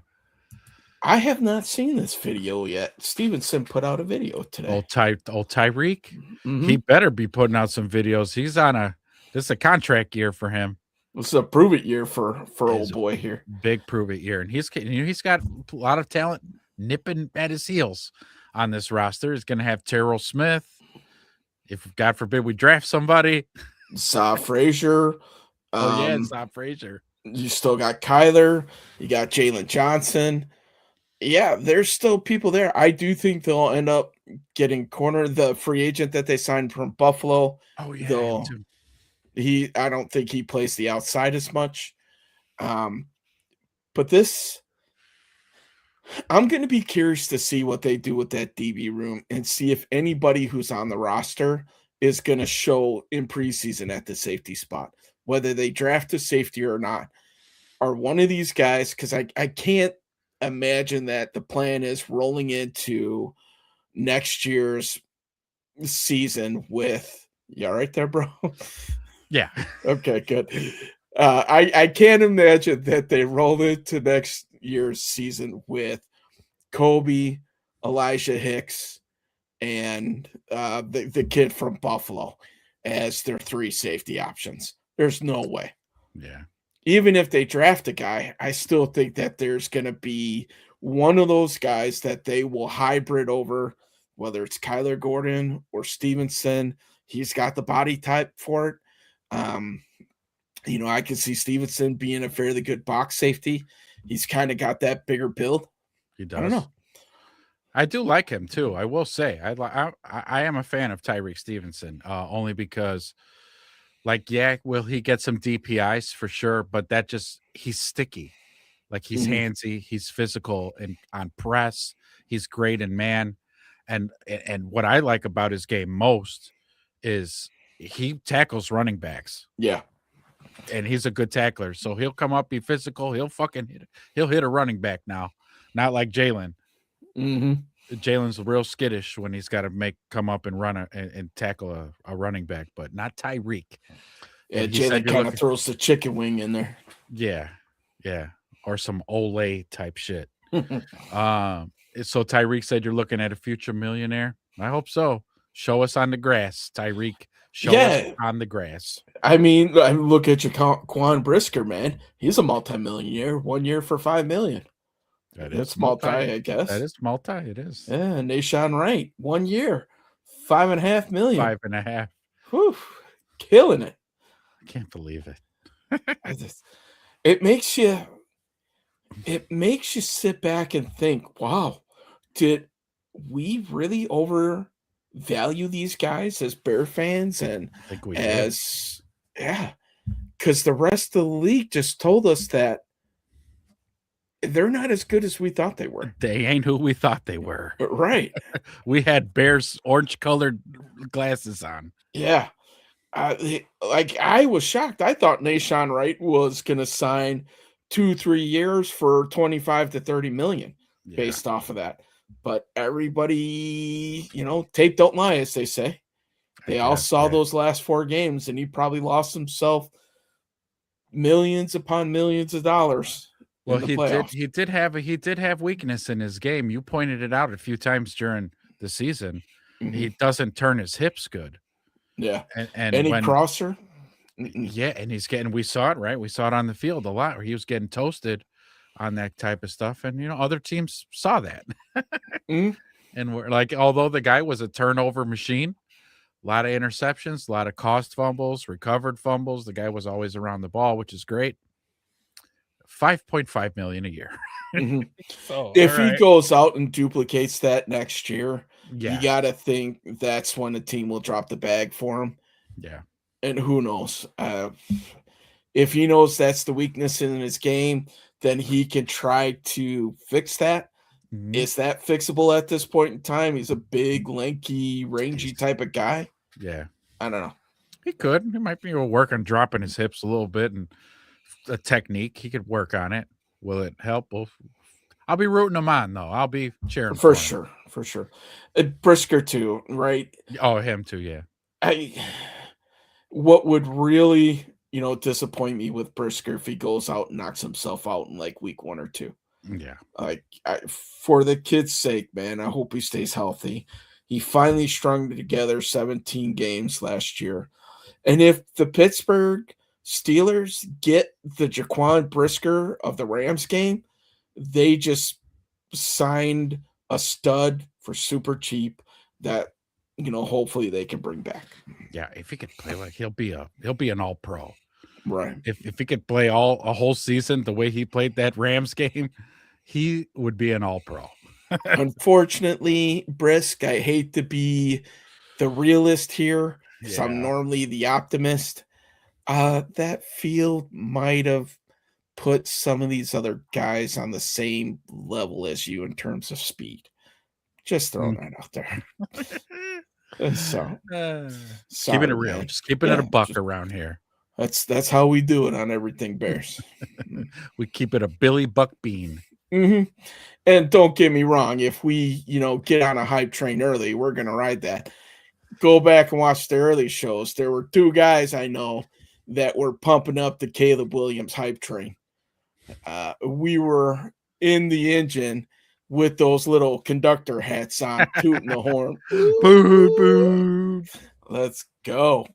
So then the national media finally jumped on board. Come on, there's plenty of room on this train. Let's go. Oh, I do have it.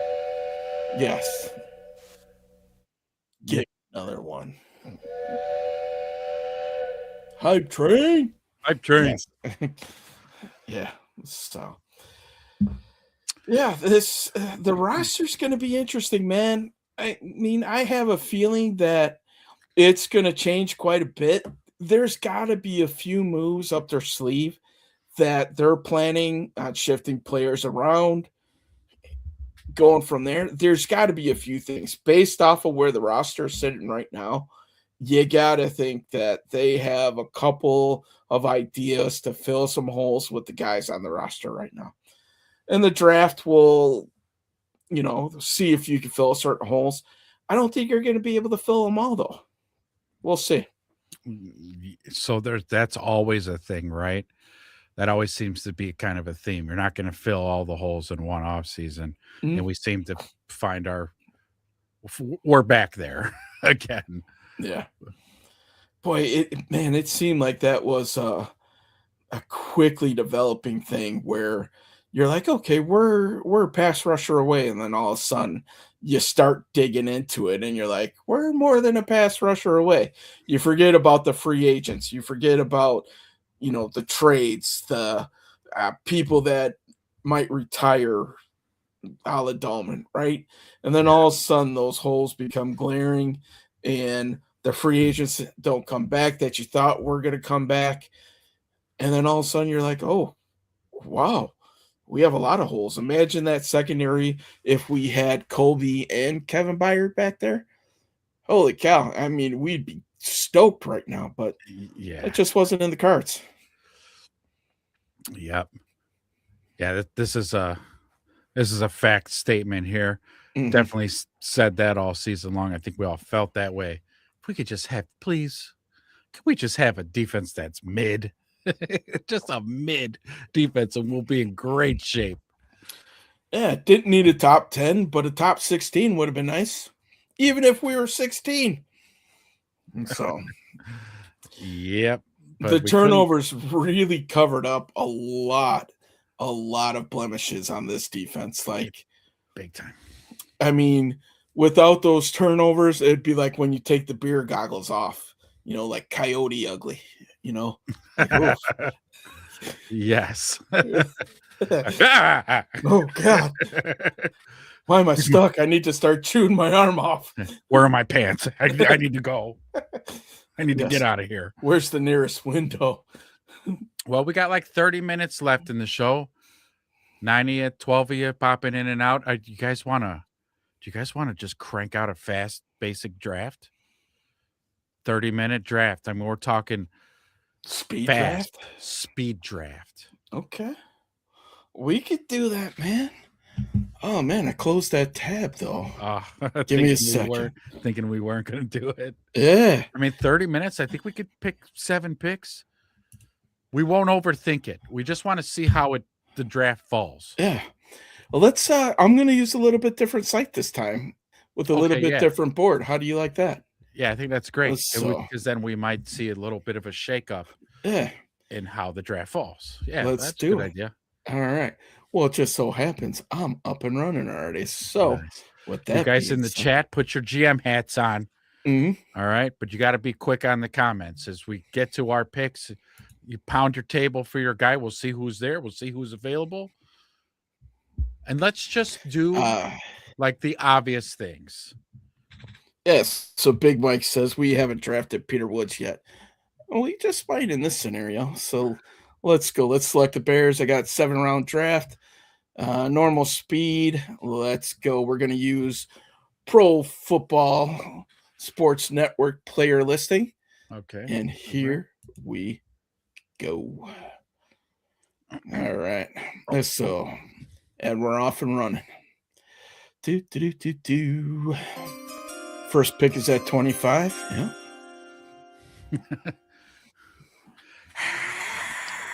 Dylan Thieneman is gone already. Yeah. Damn.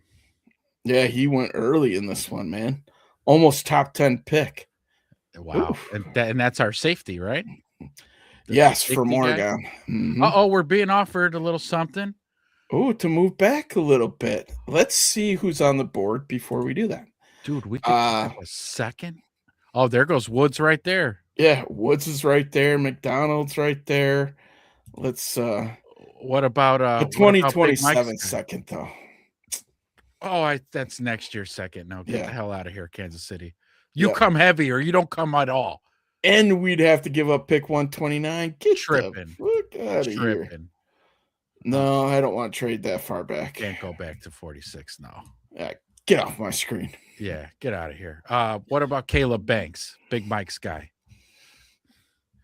Caleb Banks.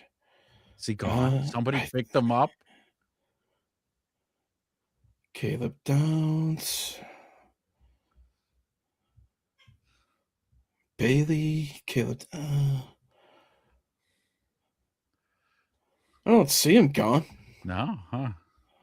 He could be rated Caleb Banks. Why am I? Because he's got a broken foot Yeah. from Let's Florida. see. Let's see where he's at. Let's go this way. Oh, there he is. Ranked 55 on this board. Okay, so we don't need to draft him too high then. Yeah. So let's see what's left at safety. We got Emmanuel McNeil Warren AJ at 37. Is Halsey he really sitting at have 46. McNeil Warren better than AJ Halsey? They Yeah, have him a ranked lot of higher? people have him as the second ranked safety. Wow. So D tackle wise, Yeah, DT. What do we got? Peter Woods. This is a guy who's been starting to get mocked to the Bears a lot more often. So let's go for it, man. DT out of Clemson, 295. I started doing the homework on him because he's been mocked in there for him. Didn't test great at the combine, but his pro day, he looked a lot better. Really? Okay. This one, say All DT right. ranked number 1. So Peter Woods. Yeah, let's go. Here we go. All right. That was it. Let's go back to the all here. So we got our DT. Mm-hmm.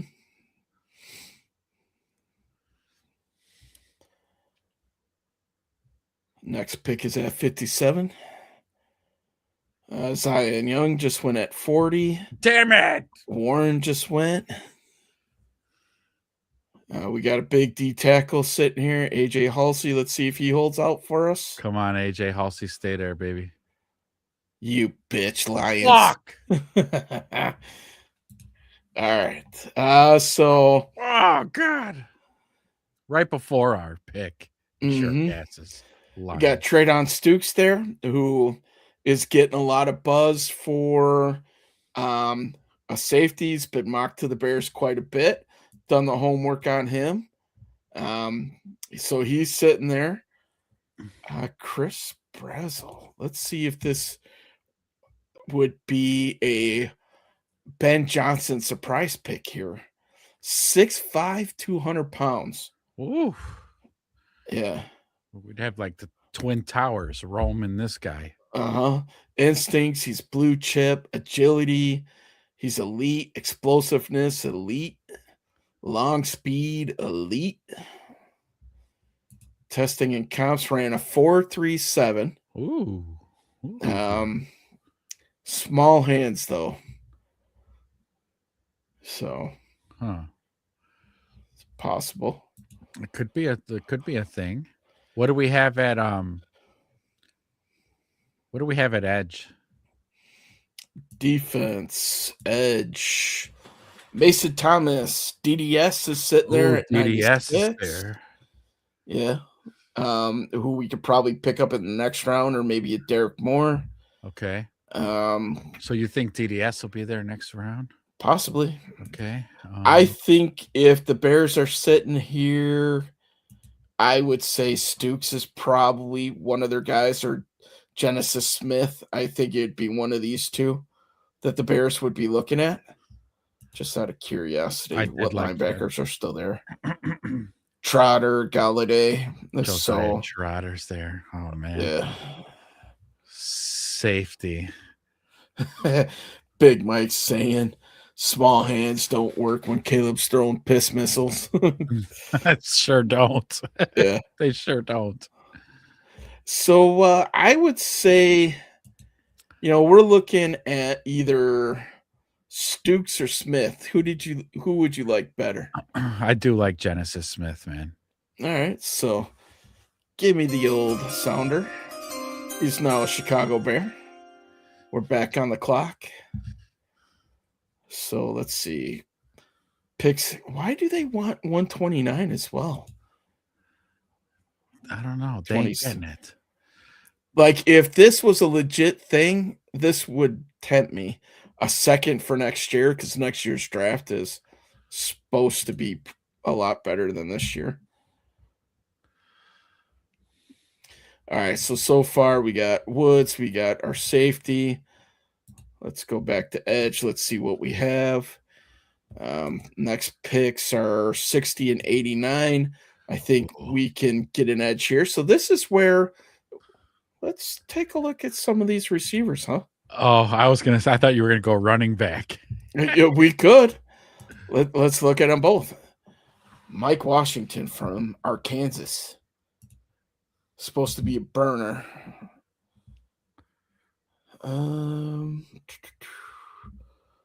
Testing 4.33, Ooh, 39 vert, 10 broad.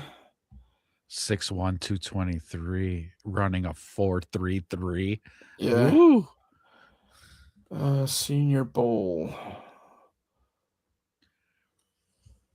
Has an argument for being the top running back on the American team for day one. He's a riser.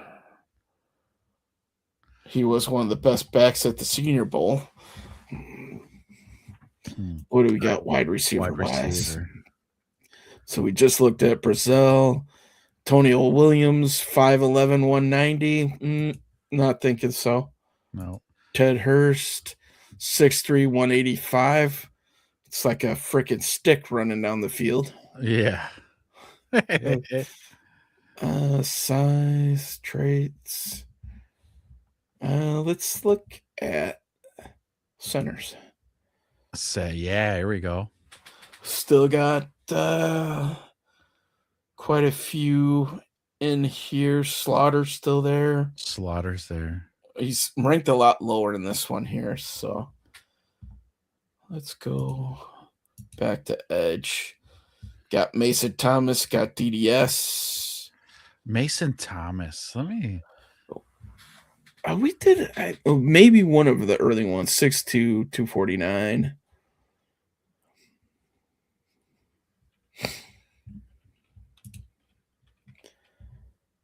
So explosiveness, blue Mason chip. Thomas, Oklahoma. Yeah.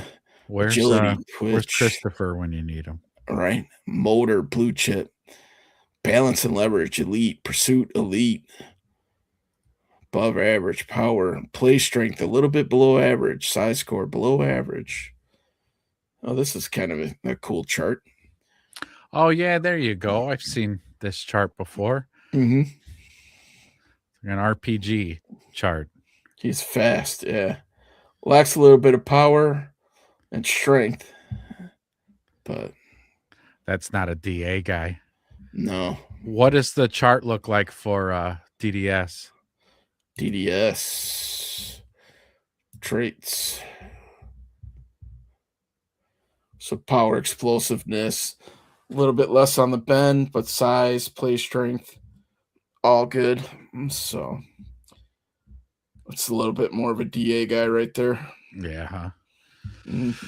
And our next pick isn't until when? 89. So DDS could be there. Derek Moore could be there. Both of those would be there. So this, I wouldn't be surprised if this is how it's stacking up. Linebacker, you got Golday still there. Trotter still there. I like Trotter. So Big Mike, let's keep a pin in that Trotter, because Big Mike just says we might need a backup for our backup's backup at linebacker. Yeah. I would take Josiah Trotter if that's what we're going for. Mm-hmm. So we got a DT, we got a safety. Nothing's really jumping out at us at running back or wide receiver. So maybe the linebacker thing might be the way to go. Let's do it. Trotter's now a Bear. Nice. I think this next one we got to definitely look edge. Edge and center, I think, is kind of where we need to look here. Yeah. So let's keep an eye on our edges here. Good call, Big Mike. Good call.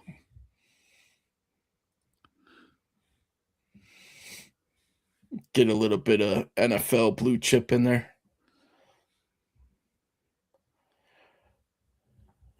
89 for 103, 154. Nah. So DDS is there. Based off of what I'm seeing, that's most likely where they would go, if I had to guess. So for us, I think that's a no-brainer. right? With DDS. Yep. So if they like Derek Moore, I think Derek Moore's more of a physical guy. He's probably a higher floor guy, but I think DDS is a higher ceiling guy. And All right. so next pick is at 129. So we're probably thinking center, maybe another DB, wide receiver could all be in the mix. I'm guessing Bears would be looking center here. I agree. Yep. If we're kind of just going for the obvious thing, I think you're right. Mm-hmm. Yep.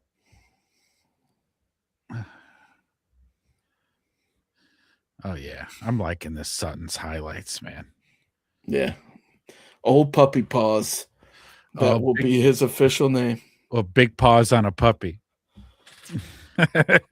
This trade right here would be super tempting. Check this out. 129 for 147, 187, 223. Who do they want so bad? Yeah. That they're going to give up all that capital just to move up 18th places? Yeah. Fuck it. You want to do it? No. Slaughter is sitting there at 155. I think we can still get him. Here's the gamble.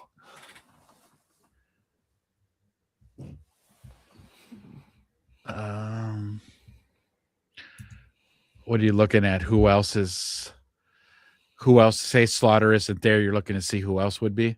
Yeah. Pat Coogan would probably be the next guy for me. The kid from Iowa's already gone. K-State's already gone. Big Mike wants us to do it, man. Let's do it. What the hell? Yeah, okay. All right. We just picked up some more ammo. We did, yeah. Damn. 2 extra picks. Mm-hmm. Let's see.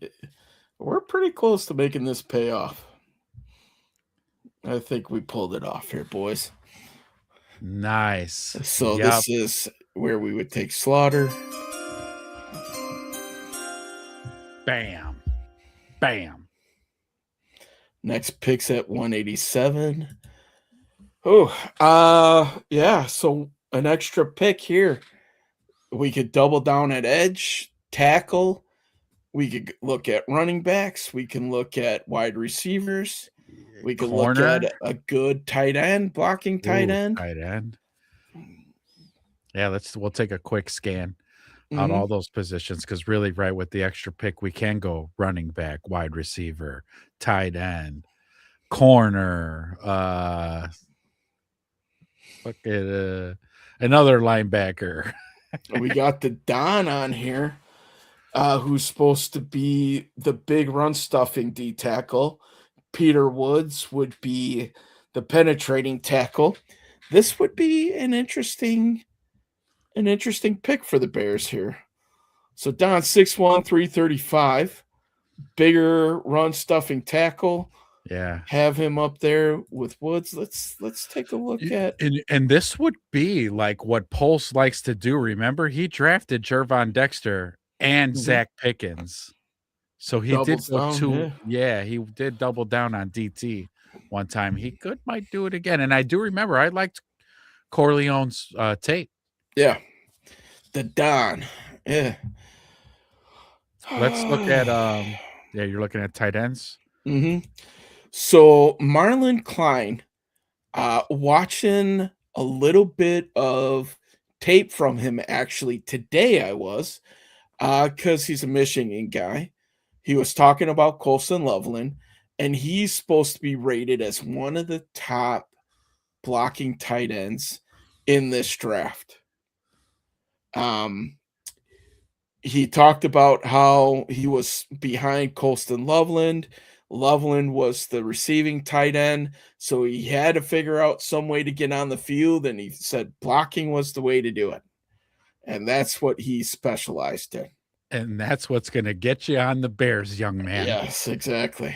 So because we do need another tight end, because with Durham Smythe being gone, this makes sense. I'm watching his highlights, dude. This kid is actually wore number 17, right? 17, yes, sir. Yeah. He's kind of, he's a threat in the pass game too. He's no slouch in that Hmm. shit either. Kind of looks like another Colson Loveland. Let's not get crazy here, but okay. I mean, yeah, a 5th-round Colston Loveland. Oh, here he is blocking. Okay, then now they're showing some blocking highlights. This kid's, you know what? Because we made the trade and picked up an after captain. Join your old college teammate, buddy. Yeah, Welcome yeah. to the Bears. I don't need to see no more. Because we do need a tight end. It's not imperative because he's going to be our 3rd tight end, but you got to think of the future. How much more is Cole Kmet going to give us? What's left in the tank for the poor guy? I know he's got a few good years, but you don't know about health. You don't know about another contract extension. I don't think it's there. This kid kind of fills that in. Yeah. Because Colston Loveland is the future. All right, we're back on the clock. So let's recap our picks real quick here. Peter Woods, Genesis Smith, Hosea Trotter, DDS, Slaughter, Marlon Klein. Man, dude, if our draft I'm actually cooking. falls like this, woo! We're cooking, baby. So here, you're probably you're diamond in the rough type of. We got 3 picks in round 7 here, so let's go. Any wide receivers that we've scouted out that we liked? Studervant.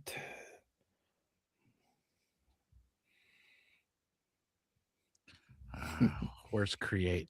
Create usually, Scott. Yeah, these late rounders. Yeah, these late round little gems. Here's a nice all-around. I want to say we talked about Romello before. Maybe not, but projected 6th round. So there's a little bit of. Let's see what he ran. He didn't run. Okay. So we're waiting for his pro day. Senior Bowl. Romello Brinson. Yeah. Let's see what we got here. Didn't really impress anybody.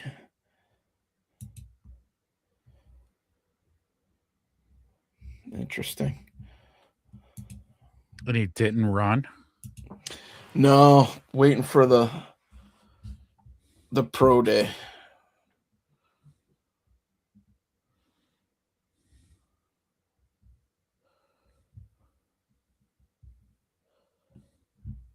Just kind of looking at the big board here.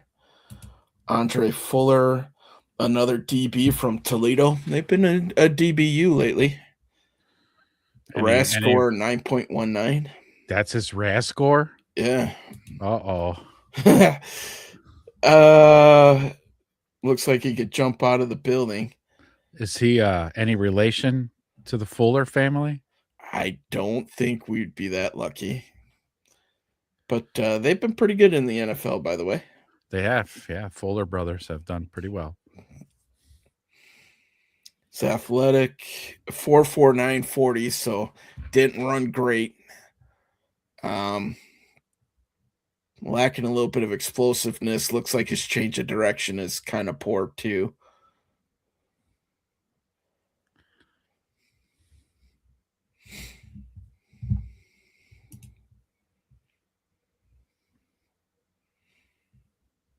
Yeah, it looks like before he ran, he was mocking a little bit higher. So it looks like he might have been one of those draft fallers. You know, I don't know. You gotta think too, though. So we're in the 7th round, and let Al Harris get his hands on some of these kids. You don't know. But let's see what else we got. You're on defense. Oh, you're on defense. Looking at this is the overall, just all defensive players. Cameron Ball, Jaden Kennedy. Man, this name sounds Why does familiar. Why does that sound familiar? Yeah. I'm sure we looked at him before. Ole Miss to Oregon. It's just He's just a little guy. Maybe this is the guy we looked at. Yeah. Is he like a nickel? Mm-hmm. Or is he an outside corner?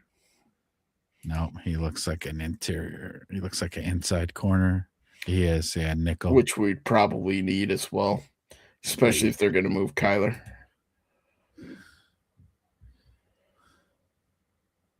Just seeing. Tight ends, centers. I could see like a Pat Coogan from Indiana. He's a center as well, but I think could kick over to guard, give you depth at the center spot, a little bit of versatility. I can see something like that. And he's from Palos Heights. Really? Yeah.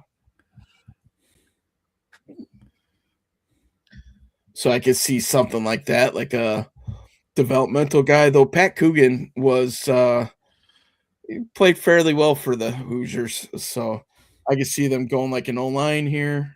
Was he was at Notre Dame previously? I believe so, yeah. All right, because I was like, there's some highlights of this cat. Yeah. He was playing in a Notre Dame uniform here. Mm-hmm. Hit the transfer portal. He went to Marist.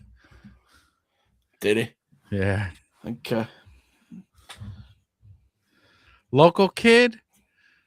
Why not? Scoop him up. You're on the Bears.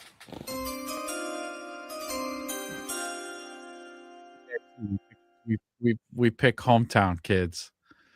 We like doing that. Yeah, it's a good story. Something to it, man. They're gonna give their all. Mm-hmm. They grow up Bears fans when they get drafted by the Bears. It's like a dream come true. Noah Whittington, I think we worked him up once, late round running back from Oregon. From Oregon? Okay, let's see. Noah Whittington. 5'10", 203. He's got the same hair as our boy, Kyle. Yeah. Looks like it. Didn't run, so I don't have that. His tape will show me how fast he is. Not bad. 129 carries for 829 yards, 6 tutties. Oh my God, he runs like Manungai too. Yeah. Holy cow, they couldn't tackle him. And then he took it to the house. Wow. He does look like Manungai for real. What's his size? 5'10", 203. He's just not as muscly. Yeah. Not as making house calls though. He didn't run a 40? No, probably waiting till pro day. Dude, he's making house calls. That's all he's doing is house calls. Guess what? He's on the Bears now. Let's go. And at this point, we go to take the best kicker on the board, Dominic Zavada from Michigan. No, we should look for that guy, though. Seriously. Yeah, hold on. What's his name? Don't know yet? No, but I like to say he's from, like, University of, like, San Antonio or something like that.